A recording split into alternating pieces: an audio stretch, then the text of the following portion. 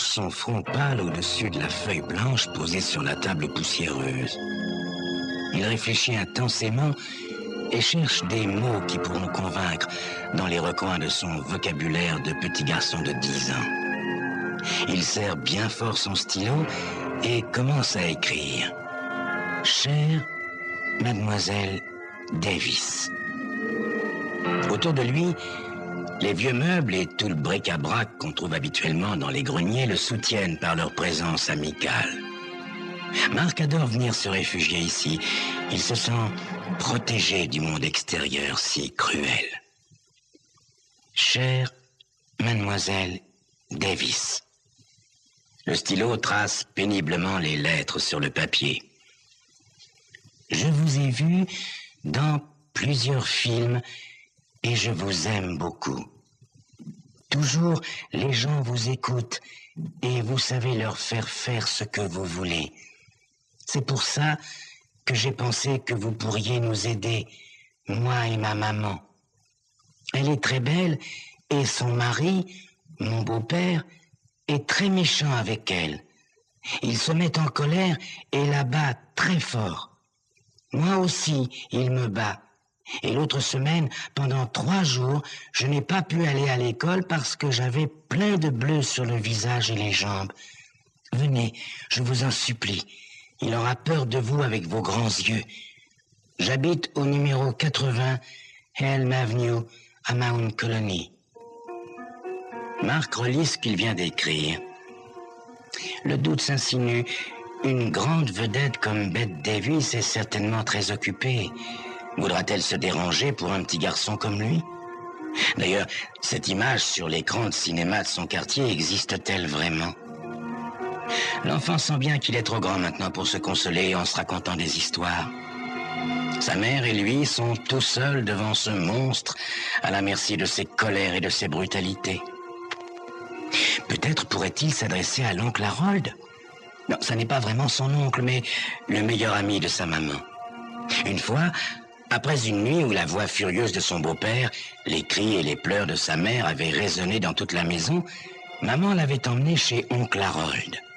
Ils avaient passé tous les 3 de merveilleuses vacances dans un pavillon de chasse au milieu de Park Department où l'oncle est employé tous les étés. C'est le plus merveilleux souvenir que possède Marc. Les sentiers où il jouait aux Indiens, les parties de pêche, la construction d'une cabane en branchage. Hélas, ce bonheur a été bien court. Un soir, maman et oncle Harold ont parlé très tard, à voix basse. Marc était allé se coucher, mais comme il n'arrivait pas à s'endormir, il a tout entendu. Il était question d'argent, de l'argent de son beau-père surtout, et du fait qu'oncle Harold, lui, n'en possède pas. Le lendemain, maman a fait les valises et on est revenu ici, dans la grande maison de Mount Colony. Marc prend sa lettre à Bette Davis et commence à la déchirer consciencieusement en une quantité de petits morceaux. Il a maintenant conscience qu'il n'est plus un petit garçon. Il saute du vieux tabouret bancal sur lequel il était assis et descend au premier étage où se trouve la chambre de sa mère. « Maman, est-ce que je peux entrer 2 minutes ?» demande-t-il en frappant doucement. « Oui, mon chéri, viens. » La grande chambre est plongée dans la pénombre. Sur le grand lit, entouré de voilage, Madame Grayson est étendue, un linge blanc sur le fond. Marc la distingue à peine. Elle souffre d'une de ces terribles migraines. Il sait, dans ces cas-là, qu'il ne doit pas faire de bruit et s'avance en étouffant ses pas. Marc s'arrête à quelques centimètres du lit et soulève le tissu transparent. Madame Grayson sourit faiblement à son fils. Ses grands yeux sombres aux paupières satinées sont cernés de noir. « Maman est la plus belle femme du monde », se dit le petit garçon pour la 1000e fois. « Comment mon beau-père peut-il être si méchant avec elle? Il faut que je la protège. C'est à moi de la protéger. » Il pose doucement ses doigts sur la main de sa maman et murmure « Je viens d'écrire une lettre. »« À qui, mon chéri ?»« Je ne peux pas te le dire, » répond le petit garçon embarrassé. « Marc, ça n'est pas bien de faire des cachotteries à sa mère, » dit Madame Grayson avec une sévérité feinte. Pourquoi a-t-il parlé de cette lettre? C'est idiot. Sa mère va se moquer de lui quand il avouera que la destinataire est Bette Davis. Mark finit par trouver une réponse. J'ai écrit à l'oncle Harold. Madame Grayson se dresse aussitôt sur son lit. Elle saisit son fils par le bras et le secoue. Mais qu'est-ce que tu as dit, Mark? As-tu oublié ce que tu m'avais promis? Tu m'avais donné ta parole d'homme de ne jamais parler de lui ici. Tu te souviens, Mark? Tu me fais mal, maman. Gémit le petit garçon. Bien sûr que je me souviens. Eh bien, il ne faut ni parler de lui, ni lui écrire. Mais je croyais que c'était ton ami, maman. On ne cherche pas à comprendre, je t'en prie. Va me chercher cette lettre, tout de suite. C'est pas la peine, maman. Je l'ai déchirée en confetti et je l'ai jetée, dit Mark, heureux de dire enfin la vérité. C'est vrai, méchant garçon? Oui, c'est vrai, maman. Sa mère, maintenant, l'entoure de ses bras et le berce doucement. C'est bien, Mark, mon chéri, c'est bien. Excuse-moi, je suis un peu nerveuse en ce moment. C'est parce que j'ai mal à la tête. Oui, maman. Je t'aime, maman. Madame Grayson s'assoit sur le bord de son lit et attire Mark contre elle. C'est un moment délicieux, mais qui dure peu de temps. Déjà, elle le repousse doucement. Va t'amuser maintenant, va. Il faut que je me repose. Va, mon petit homme. À nouveau, elle s'étend sur le lit. Le petit garçon sort de la pièce et referme doucement la porte. Il descend dans le jardin et commence à tourner en rond en shootant dans les feuilles mortes. Comme maman était différente l'été dans le pavillon de chasse avec oncle Harold, songe-t-il. Toujours prête à aller en excursion, à faire des crêpes et même à jouer au ballon avec moi. Sans cesse, elle riait, plaisantait. Et maintenant, ici, elle est toujours malade. Elle se cache dans sa chambre comme si elle avait peur. Elle s'occupe à peine de moi. Pourquoi est-ce qu'on ne part pas définitivement rejoindre l'oncle Harold? Le soir, comme presque tous les soirs, il dîne seul dans la cuisine, servi par Bella, la femme de ménage, qu'il presse de finir son assiette car elle veut rentrer de bonne heure chez elle.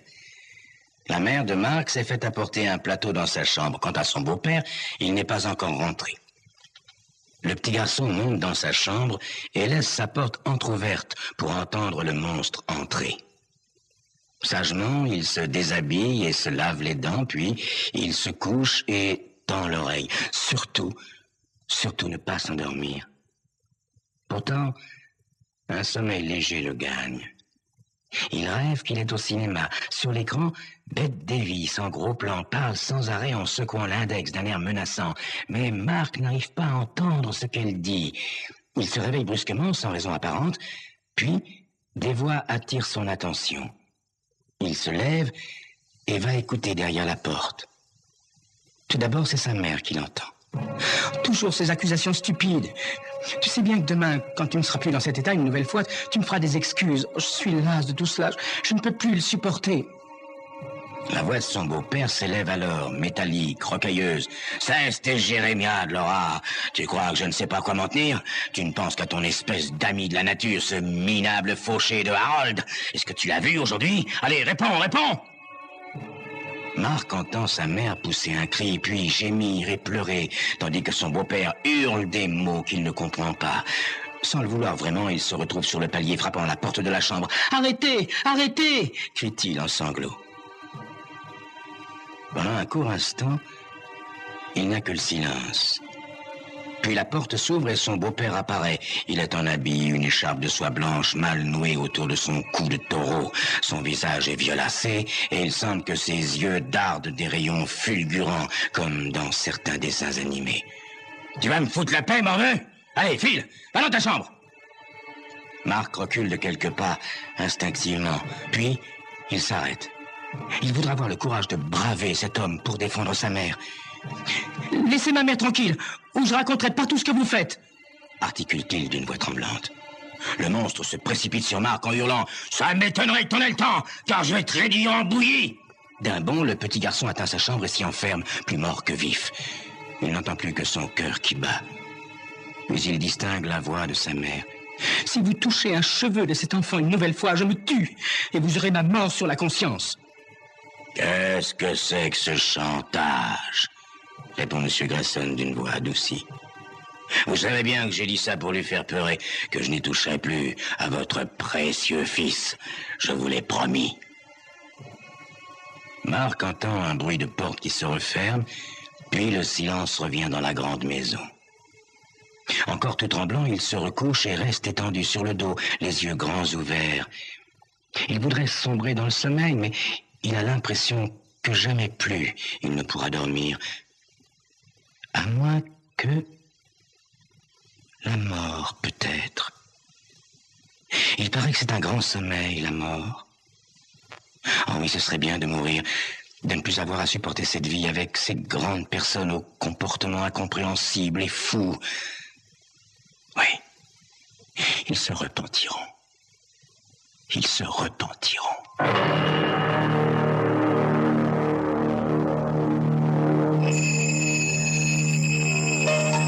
Pauvre petit Marc.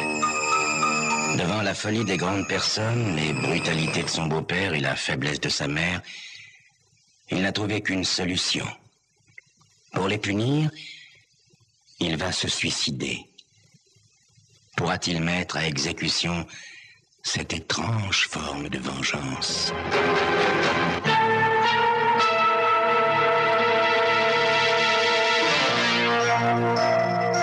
Le lendemain, Marc passe l'après-midi dans le grenier.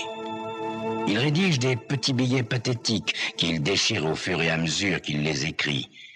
Aucun ne le satisfait vraiment. Il veut que le texte soit parfait, car à sa lecture, sa mère et son beau-père sentent un poignard qui s'enfonce dans leur cœur. Découragé, il abandonne sa besogne et se rend au rez-de-chaussée où il espère retrouver sa mère. Il veut l'embrasser encore, passer avec elle ces dernières heures, sans qu'elle se doute de rien, bien entendu. Au salon, il n'y a que Bella, la femme de ménage, qui époussette le bibelot. « Ah, votre mère a téléphoné. Elle rentrera très tard, car elle dîne en ville. Voulez-vous une crème renversée comme dessert ce soir, monsieur Marc ?»« Ah, oui, Bella, merci, » répond Marc sans réfléchir. Pauvre Bella. Elle va cuisiner pour rien. À l'heure du dîner, il ne sera plus là. Mais il ne peut plus changer d'avis, ça paraîtrait louche. « Et mon beau-père, est-ce qu'il est là ?» demande-t-il. « Ah oui, monsieur, il est dans son bureau, » répond Bella. Marc ne veut surtout pas voir son bourreau. Il décide de retourner dans le grenier pour attendre le soir. Il s'engage dans l'escalier et, à mi-hauteur, se fige. Monsieur Grayson est au bas des marches et l'interpelle. « Marc, descends, veux-tu, j'ai à te parler. » Le petit garçon se retourne et observe le visage du monstre levé vers lui. Dans sa grosse face blême, ses petits yeux gris ont une expression bienveillante. « Je vous déteste !» articule le petit garçon. « Allons, Marc, ne parle pas ainsi. Tu sais bien qu'hier soir, j'étais un peu malade, » répond monsieur Grayson. « Je souhaite que vous soyez réellement malade, » réplique Marc, « et que vous en mouriez. » Monsieur Grayson rougit violemment, mais Marc n'attend pas de voir sa colère se manifester. Il grimpe les marches 4 à 4. Bientôt, il est à l'abri dans son refuge. Il reprend son souffle quelques secondes, puis s'approche de la table où se trouve le papier et le stylo. Le billet d'adieu, il sait maintenant comment le rédiger. Il commence à écrire en s'appliquant. « Mon beau-père me déteste. Il va me tuer. Il a dit qu'il allait me noyer dans la rivière comme un chat. Ne le laissez pas commettre ce crime. Signé Marc. » En marchant de long en large entre les vieux meubles, le petit garçon attend que le soir tombe. Enfin, la lucarne s'obscurcit. C'est l'heure. Il referme la porte du grenier et descend les escaliers. En passant devant la porte de la cuisine entr'ouverte, il entend Bella qui s'active. Sans doute fait-elle cette fameuse crème renversée. Marc a presque envie de s'arrêter pour en goûter 1 ou 2 cuillerées, comme il le fait souvent quand la femme de ménage lui prépare un dessert. Mais il ne cède pas à la tentation. Il a peur de ne pas avoir le courage de repartir. Il se faufile dans le jardin, puis s'engage sur le chemin qui mène au petit lac. Il marche vite, en baissant la tête. Enfin, à travers les branches, il aperçoit le miroitement glacé de l'eau. La lune est cachée derrière un gros nuage. Tout Tout est sombre. Le petit garçon avance jusqu'à la rive. Un souffle d'humidité l'enveloppe. Il est glacé jusqu'à l'os. La vision de sa maman et de son beau-père anéantis par la douleur ne lui procure plus aucun réconfort. Comment s'enfoncer dans cette eau froide et sournoise? Jamais il n'en aura le courage. Pourtant, il continue d'avancer. L'eau lui arrive maintenant à la cheville. Ses chaussures deviennent lourdes en s'enfonçant dans la vase. Marc ôte son béret et son foulard et les lance le plus loin possible devant lui. En les voyant flotter à la surface, il se souvient soudain d'une histoire que Bella lui a racontée. Une dame s'est noyée à cet endroit qui, paraît-il, est très profond. On n'a jamais retrouvé le corps, mais repêché un foulard qui naviguait au gré des courants. Marc imagine la morte au fond du lac, parmi les plantes marines qui la retiennent. Dans quelques secondes, il va la rejoindre. L'eau lui arrive au mollet maintenant. Il imagine les yeux béants de la noyée qui le regarde s'avancer. L'effroi le submerge. Brusquement, il fait demi-tour et court vers la rive. Ah non, la mort, c'est vraiment trop horrible. Le petit garçon ne veut pas mourir. Il est mieux continuer cette existence, aussi affreuse soit-elle, et se battre. Il s'assoit sur l'herbe mouillée et enlève ses chaussures. Avec son mouchoir, il s'efforce de retirer la vase qui les recouvre. Ensuite, il ôte ses chaussettes et les tord soigneusement avant de se rechausser. Il regarde les eaux d'argent où la lune se mire à présent. Son béret et son foulard ont l'air d'avoir disparu. Peut-être la noyée est-elle venue les prendre? Marc détale à toute vitesse. Son premier réflexe est de rentrer à la maison, mais progressivement, il ralentit sa course. Si le monstre le voit dans cet état, il va hurler, et maman n'est pas encore rentrée, sans doute. Mieux vaut attendre son retour. Le petit garçon s'éloigne à nouveau et se cache dans un fourré. Malgré l'inquiétude qu'il tenaille, sa fatigue est si grande qu'il s'endort. Quand il se réveille, il fait nuit noire. Alors il se décide à rentrer. Devant la maison, tout de suite, il voit la voiture de police. Il va entrer par la cuisine et se faufiler jusqu'à sa chambre sans se faire remarquer. Là, il réfléchira à la conduite à adopter. Quand il passe devant le salon, Marc s'arrête, hypnotisé. Par les grandes portes-fenêtres, il voit sa mère qui pleure, assise dans le grand divan. Il a envie de se précipiter vers elle pour la rassurer. « Maman chérie, je suis là, ne t'inquiète plus !» Mais il n'ose pas, à cause de son beau-père et du policier qui se tient devant lui, le visage dur. « Monsieur Grayson, reconnaissez les faits, ça vaudra mieux, » dit le policier. « Mais jamais de la vie. Voyons, quand j'ai bu, je suis violent, d'accord, mais pas à ce point-là, » répond son beau-père avec véhémence. « Alors pourquoi l'enfant aurait-il écrit cette lettre ?» reprend le policier. Le monstre secoue la tête, il est blême. « Mais dans la tête des enfants, monsieur l'inspecteur, est-ce qu'on sait ce qui peut se passer? Il aura imaginé tout cela. » Et le béret et le foulard que nous avons repêchés dans le lac, c'est de l'imagination, peut-être? Rétorque le policier d'une voix cinglante. « Vous allez nous suivre, monsieur Grayson. » Il se penche et Marc entend le claquement sec des menottes se refermant sur les poignets de son beau-père. « J'ai pas touché un cheveu, cet enfant! S'il est dans le lac, c'est pour moi le coupable! » proteste celui-ci. Il se retourne vers sa femme. « Mais dis-leur, toi, Laura, que je ne suis pas capable de faire ça! Dis-leur !» Pour toute réponse, la mère de Marc pleure plus fort encore. Marc voit son beau-père sortir de la pièce attaché au policier. Puis les deux hommes apparaissent sur le perron et montent dans la voiture qui démarre aussitôt. Alors seulement, il se faufile dans le salon. « Maman !» chuchote-t-il en s'approchant de sa mère, qui ne s'est pas encore aperçue de sa présence. Elle relève la tête. Son visage s'illumine et elle ouvre les bras. Le petit garçon s'y précipite et embrasse sa mère avec passion. « Maman, pardonne-moi. J'ai pas eu le courage de mourir. Pourtant, je voulais qu'il soit accusé, tu sais. Il aurait été en prison et n'aurait pas pu continuer à te faire du mal. Oh, mon chéri, tu es en vie, c'est le principal. J'ai eu si peur, » répond Madame Grayson en embrassant son fils. Au bout d'un moment, elle desserre son étreinte, le regarde avec étonnement et murmure « Comment as-tu pu avoir une idée pareille ?»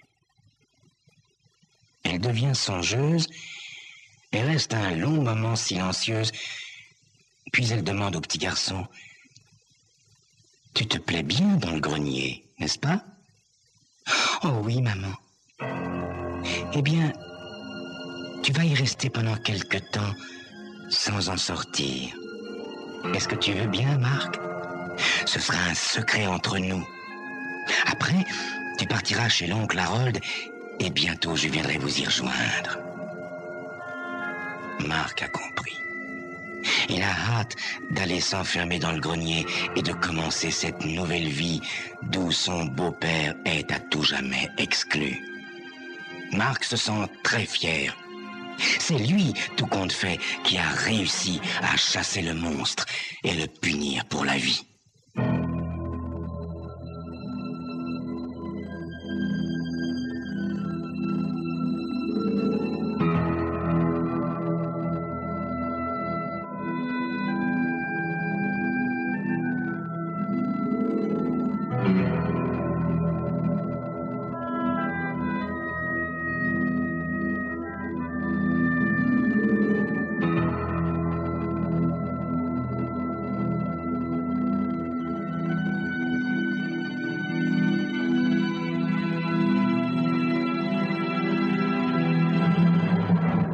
D'habitude, je ferme à 1h du matin. Mais aujourd'hui, j'ai pas envie de rentrer chez moi. Pas tout de suite, en tout cas. Ethel, ma femme, doit être encore éveillée, attendant les derniers bulletins d'information à la radio ou à la télévision, pour savoir si une nouvelle femme sera assassinée cette nuit. Toute la ville est sans dessus-dessous à cause de cette sale histoire. Non, j'ai pas envie de fermer. D'ailleurs, je vais pas mettre Joyce à la porte. C'est ma dernière cliente et elle a encore besoin de boire 1 ou 2 verres pour se réconforter. Joyce, c'est une blonde qui doit avoir largement dépassé la trentaine, avec un beau corps aux formes plantureuses. Depuis quelque temps, pourtant, il me semble qu'elle a pris un sacré coup de vieux. Toutes ses rondeurs ont tendance à s'affaisser et 2 plis sont apparus au coin de sa bouche, lui donnant l'air d'un vieux chien triste. Pauvre fille, elle me fait pitié. Je vais près de la caisse éteindre les 2 panneaux publicitaires qui vantent une marque de whisky et de bière. Pas la peine de brûler de l'électricité inutilement, hein. Il n'y a plus maintenant que l'enseigne lumineuse portant l'inscription en lettres rouges au tambour brisé qui brille dans la nuit zébrée de pluie. C'est moche comme nom pour un bar. D'ailleurs, c'est moche pour n'importe quoi. Quand j'ai acheté le fonds, il y a 8 ans, j'avais bien pensé le baptiser autrement, mais finalement, j'ai rien changé. D'ailleurs, plus personne n'y fait attention. « Remettez-moi ça, Eddie !» me demande Joyce. Elle pousse son verre vide sur le comptoir dans ma direction. Je le remplis d'une double dose de bourbon et le pose devant elle. De près, sous son fond de teint pâteux, je vois la coupe rose violacée qui, peu à peu, a envahi ses joues. Et je songe que ça va être de moins en moins drôle, la vie pour elle, maintenant. Joyce n'est pas ce qu'on appelle une prostituée professionnelle. Elle est manucure, il me semble. Mais elle agit depuis longtemps en amateur, ramassant un homme de temps en temps dans mon bar. Plus pour rechercher une compagnie que par intérêt financier, d'ailleurs. Ce soir, ça n'a pas marché. Avec ce temps pourri, il n'y a pas eu grand monde à part les habitués. Mais elle se retrouve seule, ne se décidant pas à rentrer chez elle. Elle boit une longue rasade de bourbon et repose son verre d'un geste mal assuré sur le métal du comptoir. « Cette ville est morte et votre fichue boîte est morte aussi, » dit-elle. Je lui montre la vitre obscure finement striée par la pluie et observe « c'est la pluie, et l'heure, et ce quartier !» Joyce se retourne et jette un vague coup d'œil sur la rue. « Y a pas un chat dehors. C'est lugubre. Je vous l'ai dit, c'est à cause de la pluie et de l'étrangleur. » Cette dernière partie de ma remarque lui fait faire la grimace. Pourquoi faut-il que vous me rappeliez ça? Bon, je hausse les épaules et commence à frotter le comptoir pour faire disparaître tous les ronds que les vers ont laissés sur le métal. Mais j'y vais doucement, j'ai pas le cœur à l'ouvrage cette nuit. C'est vrai qu'elle va rentrer seule, la pauvre. C'est pas très prudent. Vous en avez du cran tout de même de sortir à cette heure et toute seule encore. Avec cette histoire, ma femme met plus les pieds dehors après le coucher du soleil. Eh ben moi, c'est plutôt le contraire, dit-elle. Je suis une noctambule. C'est à ce moment-là, quand le soleil se taille, que je quitte mon petit nid. Cédant tout à coup, elle a envie de lui faire peur. Je lui demande, même quand l'étrangleur rôde? Joyce me fixe. Elle aurait de jolis yeux bleus sans le large trait noir qui les cerne. C'est sa semaine, n'est-ce pas? Me demande-t-elle. Je fais signe que oui, tout en continuant à frotter mon comptoir. Elle frappe toujours la première et la dernière semaine de chaque mois, poursuit Joyce. Et aujourd'hui, nous sommes...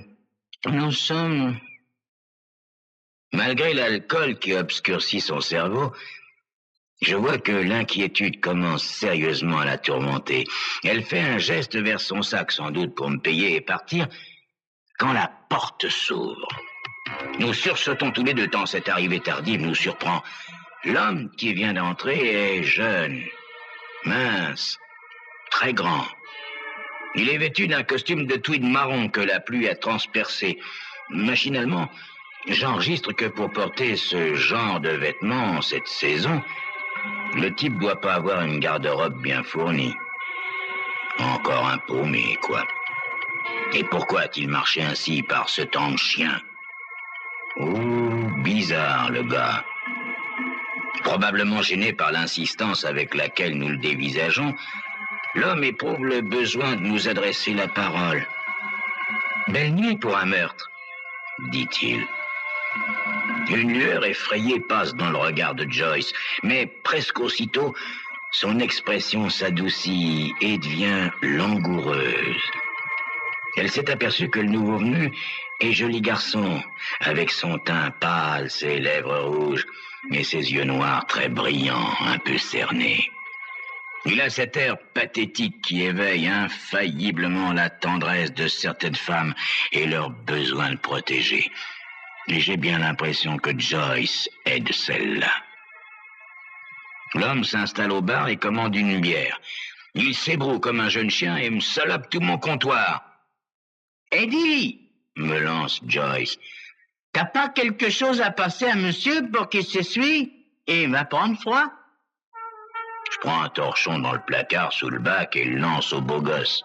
« Merci !» dit-il en s'essuyant le visage et les cheveux.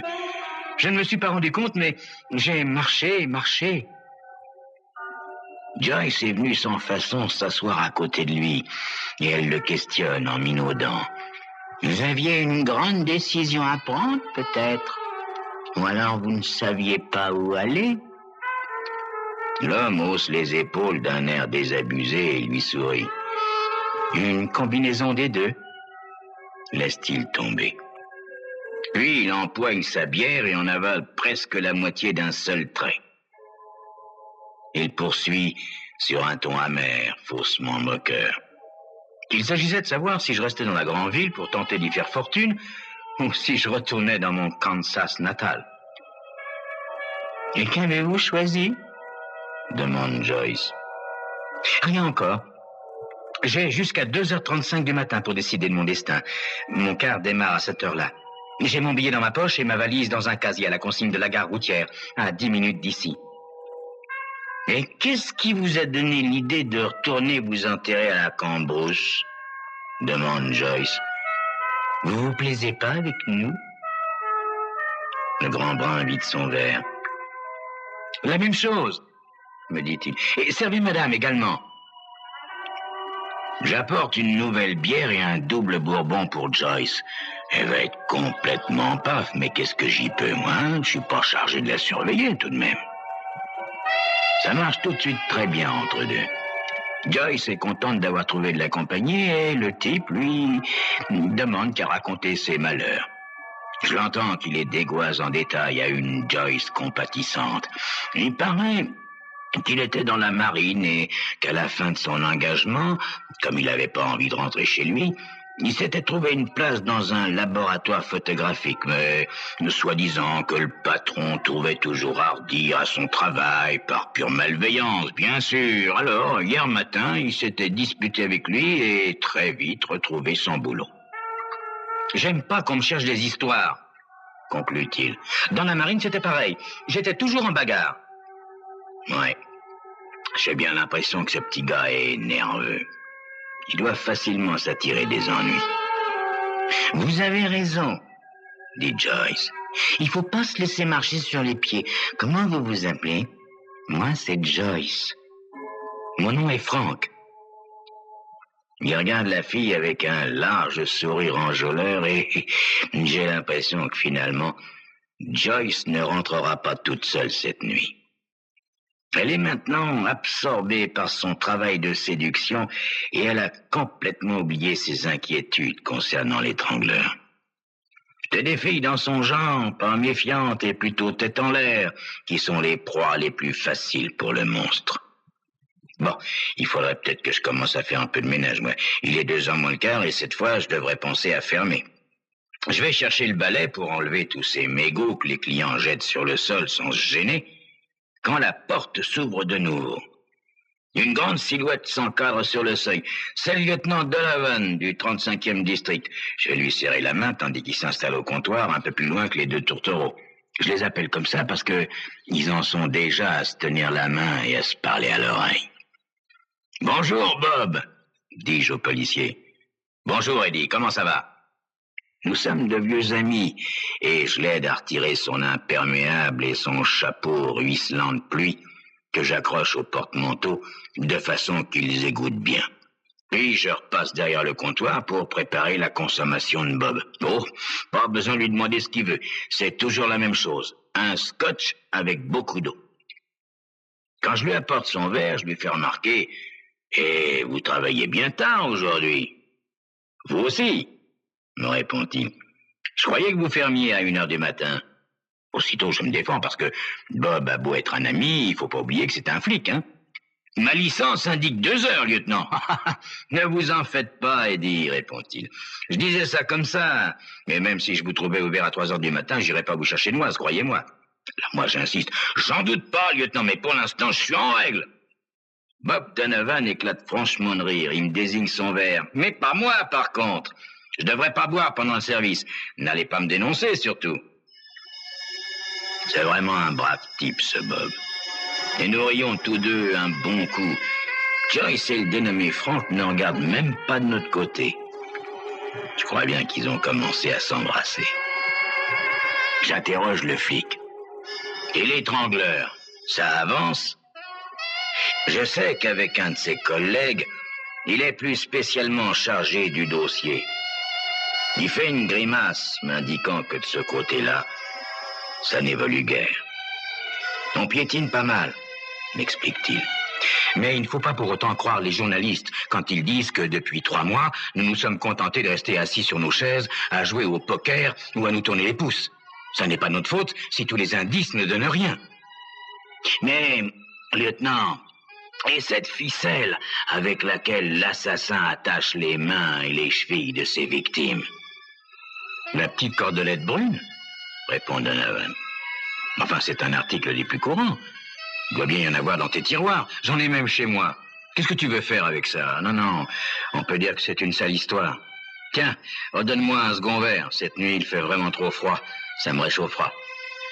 J'accepte, mais à condition qu'il boive vite, car il va être bientôt 2h. Entendant ça, Joyce et son soupirant réclament un dernier verre à leur tour. Je prépare les 3 consommations et les pose devant mes clients sur le comptoir. Bob saisit le sien et s'en envoie une bonne lampée. Il a vraiment pas le moral ce soir. C'est comme cette histoire de nœud. Il n'y a rien à en tirer. On dirait qu'il se parle à lui-même. Je le questionne. Hein? Quel nœud? Eh bien, les nœuds qu'il fait avec la cordelette. C'est toujours les mêmes, des nœuds qu'on utilise dans la marine, paraît-il. Alors bien sûr, on a pensé que l'étrangleur avait été marin. C'est possible, mais c'est pas si sûr. N'importe qui peut avoir appris à faire ses nœuds, d'un parent ou d'un ami, par exemple. Bob étreint son verre comme s'il allait le briser. Fichus indices, qui ne nous mènent à rien. On va arriver trop tard, il dit, je le sais, je le sens. Il va encore en tuer une cette nuit.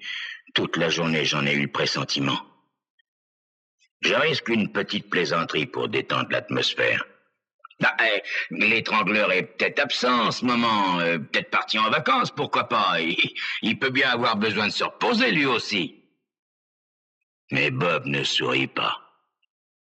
Je crois qu'il m'a même pas entendu. Il vide son verre, pose un billet sur le comptoir et se lève brusquement. Je bois trop, je parle trop. Désolé de m'être déchargé de mes ennuis sur toi, Eddie. Ah, lieutenant, c'est à ça que servent les barmen, paraît-il. Il va vers le porte-manteau et met son imperméable et son chapeau, qui sont encore tout humides. Puis il me fait un petit signe de la main et sort. Par la porte ouverte, je remarque que la pluie a cessé. Et ça, c'est bien la première bonne nouvelle depuis un certain temps. Il est 2 heures maintenant. Je regarde Joyce et Frank qui se bécotent sans arrêt. En sortant pour tirer les grilles, je leur crie « Enferme, enferme !» Je les vois qui se détachent l'un de l'autre et Joyce qui fouille dans son sac à la recherche de billets. Je laisse juste le passage pour que mes 2 derniers clients puissent sortir et je reviens vers eux pour encaisser. En rendant la monnaie, je demande au garçon, juste pour dire quelque chose, car je m'en moque bien au fond, « Vous retournez dans le Kansas ou vous restez en ville ?» Il me sourit niaisement et me désigne Joyce en lui passant son bras autour des épaules. Je ne sais pas encore. Elle va m'aider à choisir. La fille lui lance un regard attendri avant de m'adresser un clin d'œil. « Bonne nuit, Eddie, » me dit-elle. « À bientôt. » Je la regarde partir avec ce type. Ça m'ennuie vraiment. Peut-être que je devrais la dissuader. Mais il est trop tard. Ils sont déjà dans la rue, enlacés. Sûr qu'elle compte que le type ne repartira pas pour son bled tout à l'heure. Il me reste plus qu'à fermer. J'éteins l'enseigne. La lueur rouge qui teintait la façade en face et se reflétait sur le trottoir mouillé disparaît. La rue semble encore plus lugubre, seulement éclairée par 2 lampadaires jaunâtres. Je décide de ne pas balayer maintenant, il est trop tard, ma femme doit commencer à s'inquiéter. J'ouvre le tiroir caisse et en sort la recette. Sans la compter, mais à vue de nez, il n'y a pas plus de $250. Je fourre les billets dans la poche de mon par-dessus.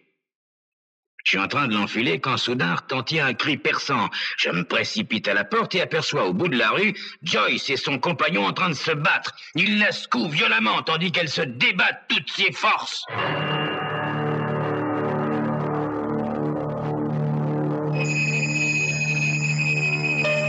Je m'en doutais au fond. Dès le début, je me méfiais de ce type. Et naturellement, je ne me suis pas trompé. Joyce va payer cher son insouciance et sa naïveté. À moins que j'intervienne, évidemment. Et vite.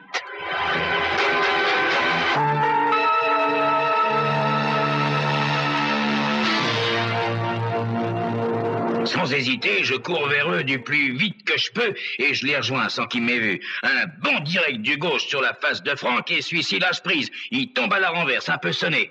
Joyce se précipite vers moi et sanglote. « Oh, la petite canaille !» répète-t-elle sans arrêt. Elle a eu peur, mais j'ai l'impression que c'est surtout son amour propre qu'on a pris un coup. Alors je lui tapote le dos en disant « Allons, calmez-vous, c'est passé maintenant, vous n'avez plus rien à craindre. » Puis je la repousse afin d'être libre de mes mouvements, car je vois que Frank, assis sur le trottoir, commence à reprendre ses esprits. Je m'apprête à le maîtriser à nouveau, mais il essaie même pas de se lever. Il pleurniche. « Je voulais seulement son sac, je vous le jure. J'ai terriblement besoin d'argent pour prendre le car, justement. Je vous ai dit que j'avais mon billet, mais c'est pas vrai. Et puis ça fait pas 2 jours que je suis sans boulot, mais plus d'1 mois, alors vous pensez que j'ai plus un sou. » Il se tourne vers Joyce qui s'est appuyé contre un mur et continue de sangloter. Pardonnez-moi, mademoiselle, je vous en supplie. Je sais pas ce qui m'a pris. C'est la première fois, je vous assure. Il tente de se lever, mais d'un coup de pied, je l'en empêche. Alors il se met à me supplier. Je vous en prie, me donnez pas à la police. Laissez-moi partir. C'était la première fois. Je vous jure que c'était... Il est vraiment minable, ce type. Je le regarde quelques secondes avec dégoût. Il est assis sur son derrière, tout recroquevillé, le visage levé vers moi, implorant. Je recule mon pied pour le frapper et lâche avec colère. « Hé, fiche le camp d'ici et que je t'en vois plus !» Aussitôt, il s'écarte pour éviter l'impact de ma chaussure et file à 4 pattes pendant quelques mètres. Puis il se redresse et court jusqu'au coin de la rue où il disparaît. « Bon vent, Minus !» Joyce est restée collée contre le mur. Elle me fait un timide sourire en reniflant. Je mets ma main sur son épaule et je lui demande « Comment ça va? Vous vous sentez mieux maintenant? » Ah oui, merci Eddie. Heureusement que t'es intervenu, sans ça, je sais pas ce qui aurait pu se passer. Oh, pas grand-chose, hey.